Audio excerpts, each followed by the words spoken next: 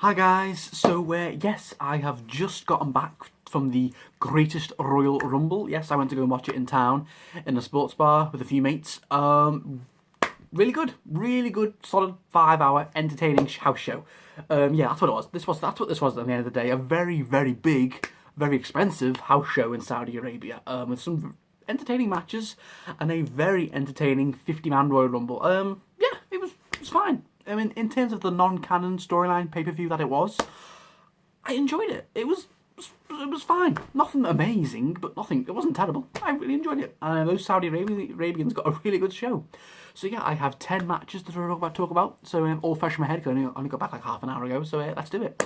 So first match was John Cena going up against Triple H. Yeah, there was no storyline to this. It was just John Cena, Triple H. Go. It was a good match. It was a good 15 and a half minutes. It was fine. Both guys got. Triple H can still do it, even though he's like in his late 40s now. He's still really ripped, good shape. He's doing all that to John Cena. The crowd will love it. Both guys got really good pops. The crowd will love them because Saudi Arabians are a very neutral crowd. And yeah, really good match. And then John Cena at Gum with 2 AAs, I believe, at the end. And yeah. John Cena was obviously going to win after losing to Undertaker WrestleMania, and it was fine. Yeah, no storylines, no feud or anything. It was just a house show special match to kick off the show, and it was good, very good match.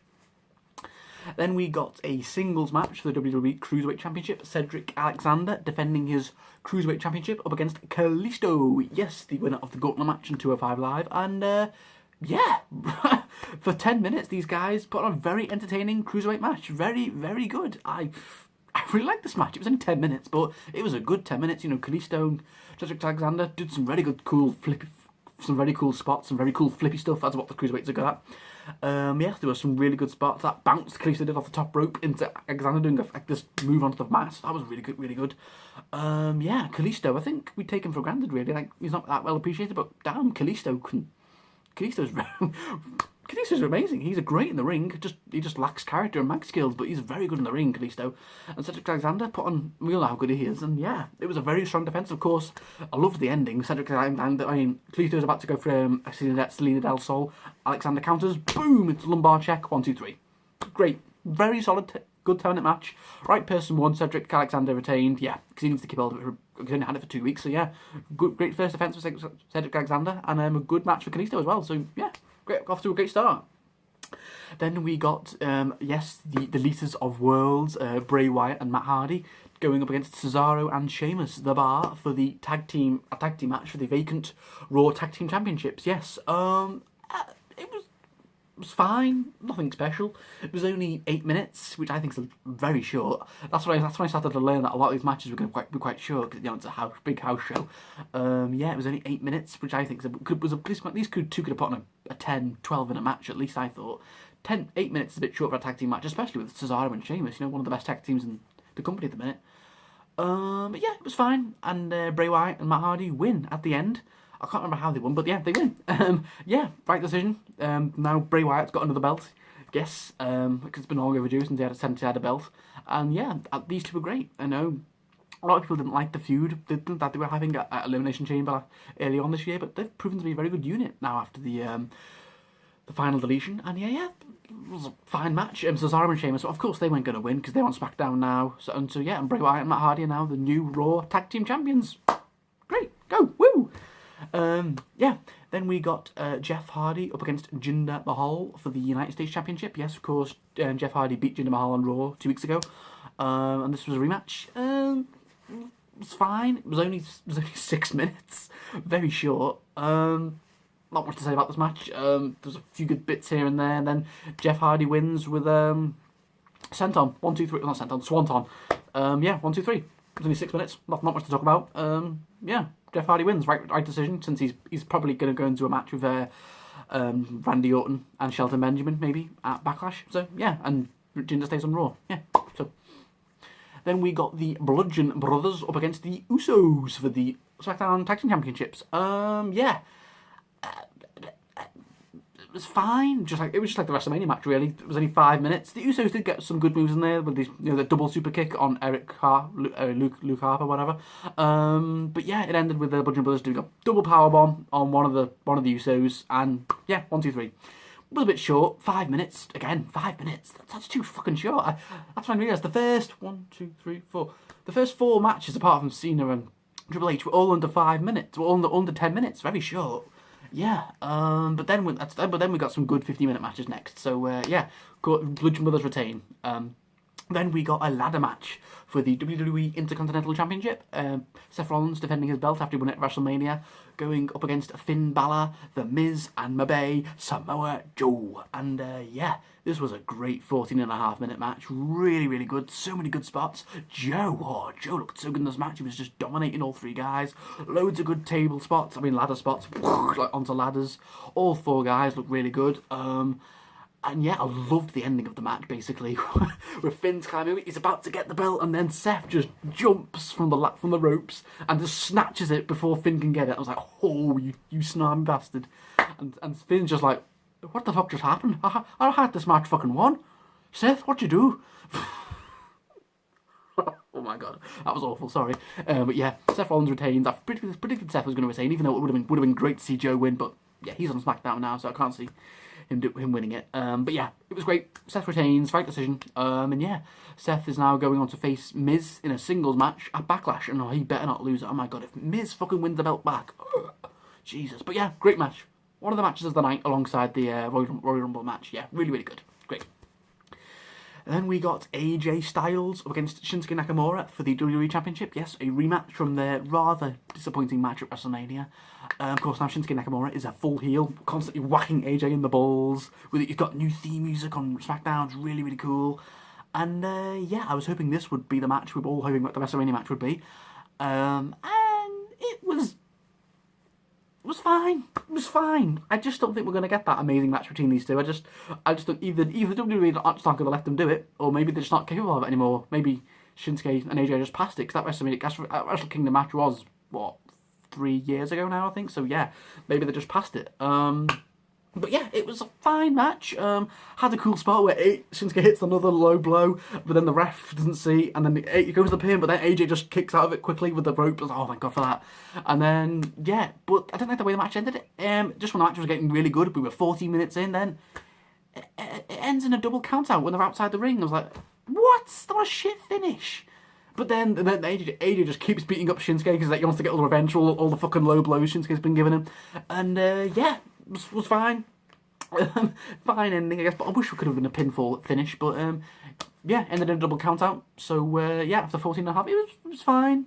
I think it was on par with the WrestleMania match, because it didn't really get going, just like the WrestleMania match, but we are going to get another match. Shinsuke gets another shot at the belt at Backlash, AJ and Shinsuke. So I'm hoping that can be the 25-minute classic we're all hoping these two can put on.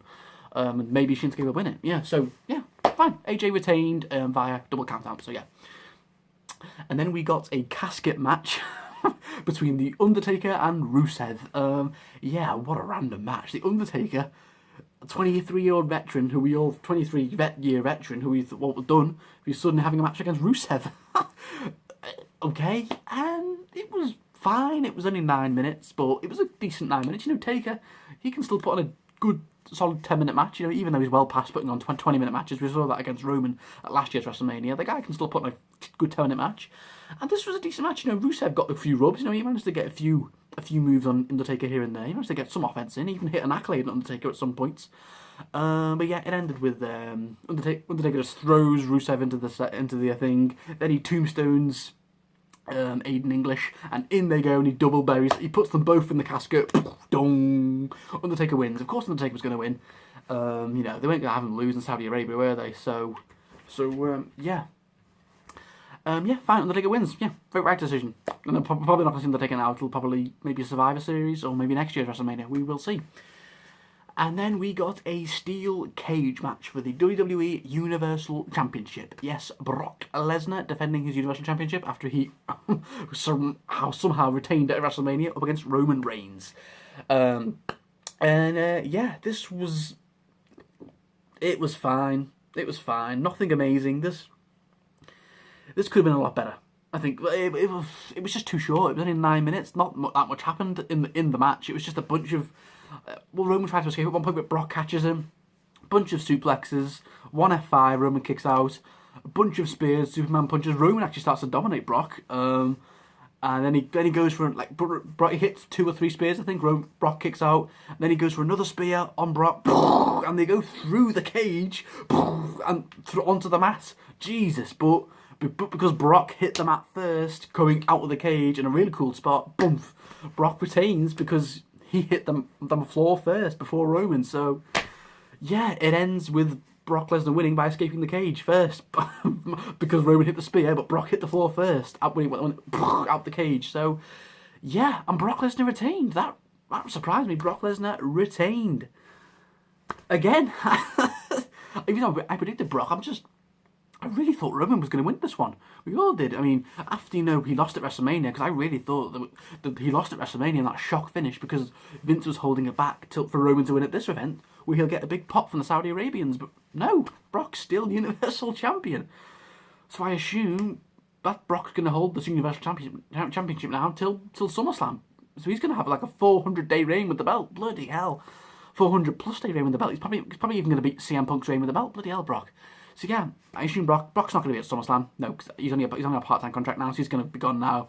Brock probably won't come back now till Extreme Rules or SummerSlam. So yeah, and Roman Reigns now is going into a feud with Samoa Joe at Backlash next Sunday. So yeah, whatever. It's a really surprising Brock retained, but really thought Roman should have won it, to be honest, because now Brock's just not going to appear for like 2 months till he comes back for Extreme Rules or SummerSlam. But yeah, well, whatever. What's done is done.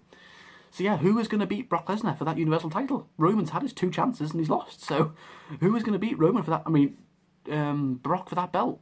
Is Strowman maybe going to get another chance? Joe? Lashley? We will see. We'll see at SummerSlam or Extreme Rules. Yeah.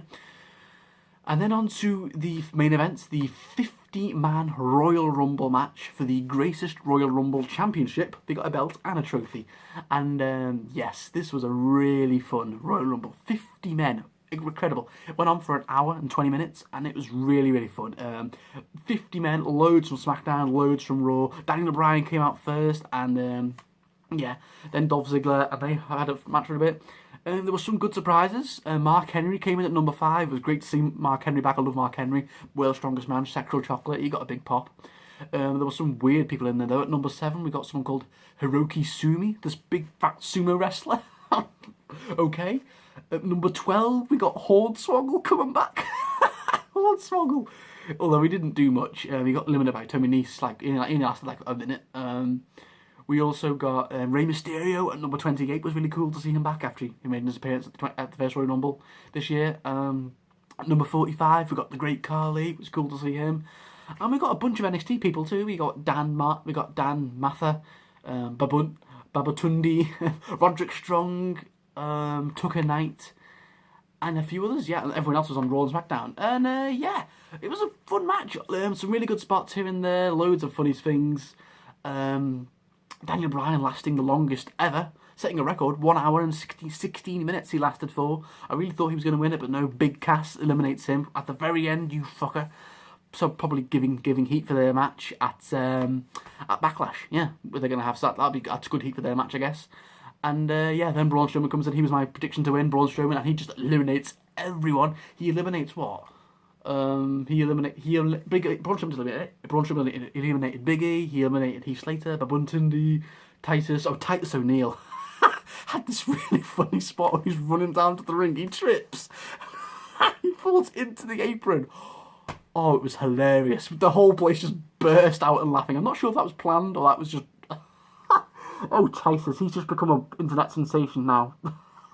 Oh, God. Anyway. And yeah, then Great Khali came in, but then Braun Strowman just dominated everyone. And it was just at the end, after... it was just Braun and Big Cass, the final two. It was like, ooh, but I kind of knew. And he just, boom, eliminates Big Cass. And Braun Strowman is the first winner of the greatest Royal Rumble. And yeah, right decision. I think Braun deserves it, after losing to Brock loads of times that last year, and at the Royal Rumble, after that stupid Nicholas thing at WrestleMania, he needed something, and yeah, so now Braun Strowman, he's got the trophy, and he has this nice green title belt as well, so yeah, Very, very good show.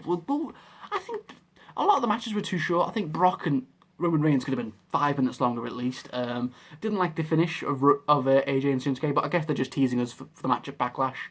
The ladder match was really, really good. Bludgeon Brothers squashing the Usos for 5 minutes wasn't that great. Jeff Hardy and Jinder Mahal could have been a bit longer, but yeah, there were no title changes. Not one title change in this match, in this whole card. Just like I predicted, the only title that we found new champions was Bray Wyatt and Matt Hardy for the vacant Raw championships for Jack SmackDown. But everything else, no, everything else stayed the same in terms of non-canon because it was more like a massive house show in front of 60,000 people. So yeah, yeah, John Cena Triple H was really good too. Yeah, so it was a good, solid show. Saudi Arabia, they've just been given a very fun 5-hour show. So yeah, guys, that is my reaction for Greatest Royal Rumble. I thought it was good. Really enjoyed it. It was a good, solid show. No titles changed hands, so I guess they couldn't do that with with Backlash only being next Sunday. So I guess they couldn't change too much. So yeah, no titles changed hands. Brock's still Universal Champion, and Braun Strowman is the Greatest Royal Rumble champion. Yay! So, yeah, guys, what did you think of the Greatest Royal Rumble in the Kingdom of Saudi Arabia? What did you think about the fact that there were no women's matches on the card? Of course, because, there are Lauren women there, unfortunately. But yeah, what did you think of the Greatest Royal Rumble? Comment below, let me know. So I will be back quite soon, actually, with Callum. We will be back in about a day or two, probably, for our Backlash predictions, which is next. Backlash, of course, which is next Sunday. So yeah, guys. Thank you for watching, and we will see you very soon.